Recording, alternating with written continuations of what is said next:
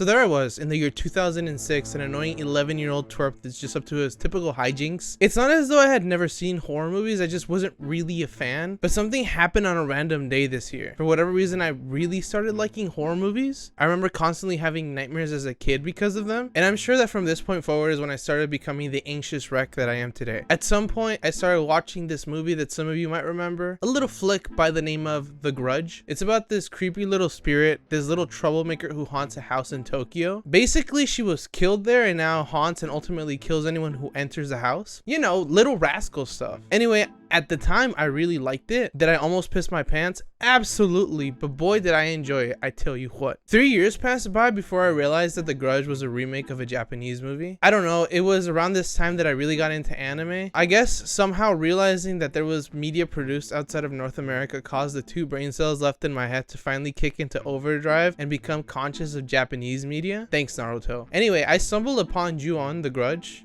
Full disclosure, I really like this movie. Throughout my movie watching experience, which I will admit was not all that much at this point in time, I had become very conscious of something that quickly began annoying me. These horror movies would heavily rely on darkness to carry the suspense and horror. They would use lighting or the lack thereof as a crutch. The more I sat on this, the more it started to piss me off because it felt like a handicap to me. It was also kind of annoying sometimes because it would make it very hard to fucking see what was going on. This is where Ju-on The Grudge comes in. This movie was different. Everything was lit very well, so it was really easy to see what was going on. It didn't rely on any cheap tricks to make you scared. Like I said, everything was lit very well. Look, I'm about to start going into this movie. This is probably your last chance to go watch it before I spoil it for you. You can buy it for like $5 on Amazon. If that's too much for you, I'm sure that there's some sort of Bay of Pirates that can hook you up with a digital version. Nudge, nudge, wink, wink. If you don't understand what I'm talking about, just politely ask someone in the comments.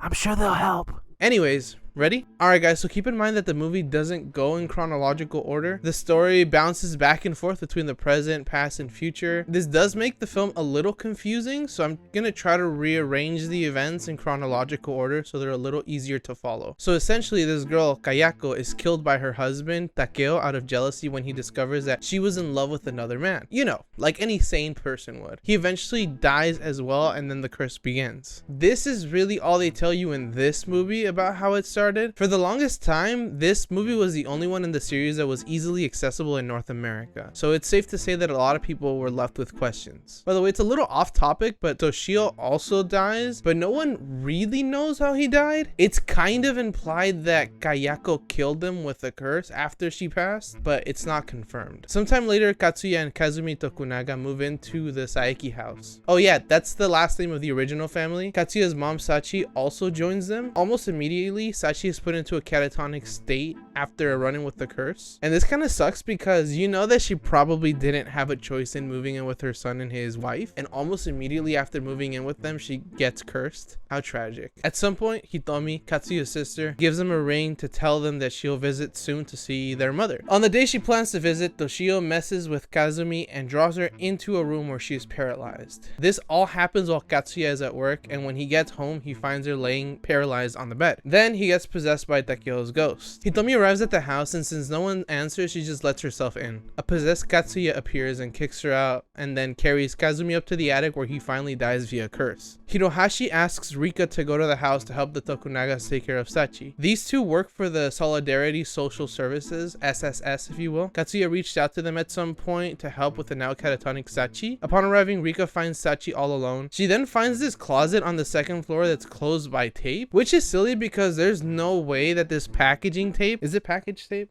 There's no way that this packing tape is holding anything shut. Anyway, Rika ends up ripping off the tape and opens the door only to find Toshio and his cat. She calls Hirohashi to report her findings but is told to wait for the next day. While looking after Sachi, a shadow shows up and kills her, which causes Rika to pass out. Keep this in mind because this shadow is kind of important for some things to make sense. I do gotta say again that they did Sachi dirty. I mean, like I said, she probably didn't have any choice but to move in with her son, you know, but she powered through it because that's what we do, right? And then immediately she gets cursed. And then the whole time she's aware of what's going on and is helpless to help her son and his wife. Then almost as soon as they are killed, the fucking curse kills her in front of some girl that she just met? That sucks. Sometime later, Hitomi is at her job and calls Katsuya to check up on her mom. After leaving a voicemail, she goes to the bathroom where she gets a call from Katsuya, but when she answers, she only hears Kayako's death rattle. Hitomi sees Kayako walk out of the next stall, which causes her to flee. She goes into the security office and tells the guy there what she saw. The man goes to check and leaves Hitomi alone in the room. From there, Hitomi is able to watch through the security camera as the security guard just gets killed. She again gets scared, so she flees the building and heads to her apartment. The whole way there's glimpses of Toshio in the background. She gets home and gets a call from Katsuya, who asks for her apartment number. He's almost immediately outside of her door, ringing the doorbell. Anyway, Hitomi goes to check the door. She looks through the hole and sees Katsuya on the other side, but when she opens the door, he's gone. I'm gonna let you guys in on a little theory that I had. So I think Kayako and the curse kind of already knew what apartment building she was in because they followed her, but I don't think they would have been able to find her had she not told them what apartment number they were in, if that makes sense. I feel like that call that she got from Katsuya was just really the curse fucking with her so they could find her. Anyway, while holding the phone, Hitomi steps outside the apartment. She then hears a death rattle from her phone. She slams the front door of her apartment, runs to her room, turns on the light, and hides underneath her blanket. But she's not safe there either. And so from under the blanket, Kayako pulls Hitomi out of existence. And this here is one of those moments that really fucked with me growing up, because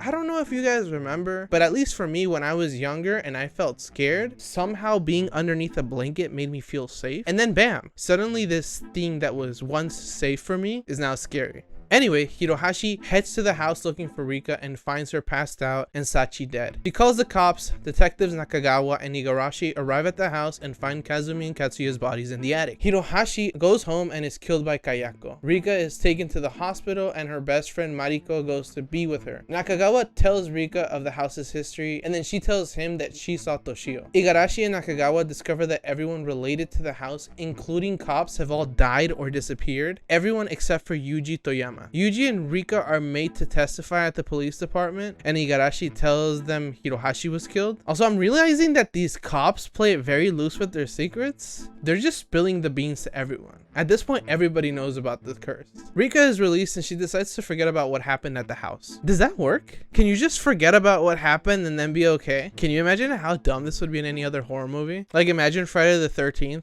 you're being chased by Jason, and then all of a sudden you're like, actually, I'm forgetting about this. And then all of a sudden Jason was like, she forgot about me. I guess I gotta leave her alone now. Can you imagine how dumb that would be?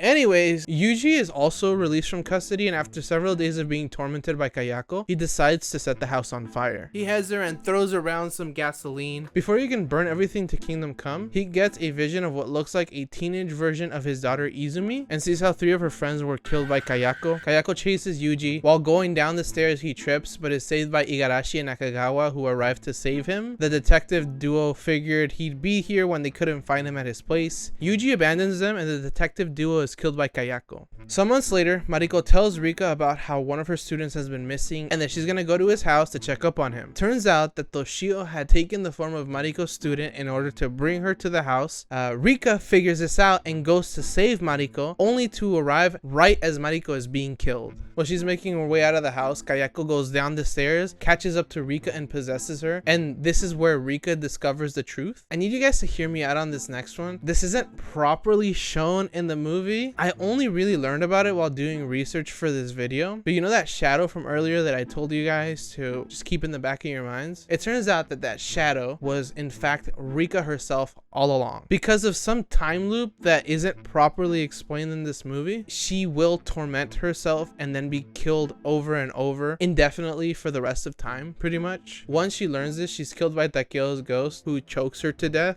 and then she becomes an Unreal. A couple of days later, Yuji gets killed. I guess the director just couldn't be bothered because he gets killed off camera. It's just kind of haphazardly mentioned as to him dying, but they don't really go into details. 7 years later, Izumi and her friends Saori, Ayano, and Chiro visit the house. Izumi gets scared and flees. It's here where she runs into the past version of her dad. Her friends are then killed by Kayako and begin to haunt her. After she doesn't go to school for several days, her other friends Shiharu and Miyuki visit her to check up on her. She's taped up her bedroom windows and she's acting strange. Izumi then tells him about what happened at the house and how she ran away. Later that night, Izumi ends up having a vision / dream about her dad. It's here that she realizes that she did in fact see the past version of her dad inside the Saeki house. She wakes up only to find that some of the tape has been knocked off of the window somehow. When facing the window through the holes left by the tape that fell off, she's able to see the faces of her now deceased friends. They break into her house and begin to chase her around. She backs herself against this statue, and out of nowhere, Kayako just appears behind her and pulls her into the statue, just like.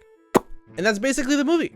Sorry, it doesn't have like a strong conclusion. I was trying to make the story as cohesive as possible. Like I said, the original movie bounces back and forth a lot. It's also kind of confusing. There's straight up parts that don't make sense unless you have like the context of the other movies, which again, you would not have had at that time because they were not accessible in North America, at least not easily. But anyway, you end up getting that feeling where you understood what's going on, but you were also aware that, hey, I feel like I'm missing something here. And again, that is completely accurate. Some things are just straight up not in this movie, and you kind of just have to piece together what you can. That being said, I love this movie. It holds a special place in my heart. It's thanks to it that I was able to learn to see movies in a different light. And this is gonna sound silly, but the thing that kind of spoke out to me is the usage of lighting. Horror movies I had seen up to this point really relied on the dark. Ju-on the Grudge would never. I know, it sounds silly, and honestly, it's kind of frustrating that one of my core memories is something so dumb as lighting. And I do understand the criticisms. I've watched the movie multiple times, and even then, I struggled putting everything together for this timeline, because when I was trying to piece together the events, it was kind of iffy as to what went where, and I kind of had a guess for some of the things. Like I said, it gets a little confusing. I couldn't give the timeline a strong finish like the movie kind of has. Honestly, because the events I told you are out of order in the movie, you can probably still watch it and kind of be pleasantly surprised as things happen. At the moment of me making this video, you can't watch this movie as a part of any subscription for any of the streaming services, so you're gonna have to buy it. I think it's like $5 on Prime Video. If you can't afford that, try figuring out that Bay of Pirates bit that I talked about earlier. But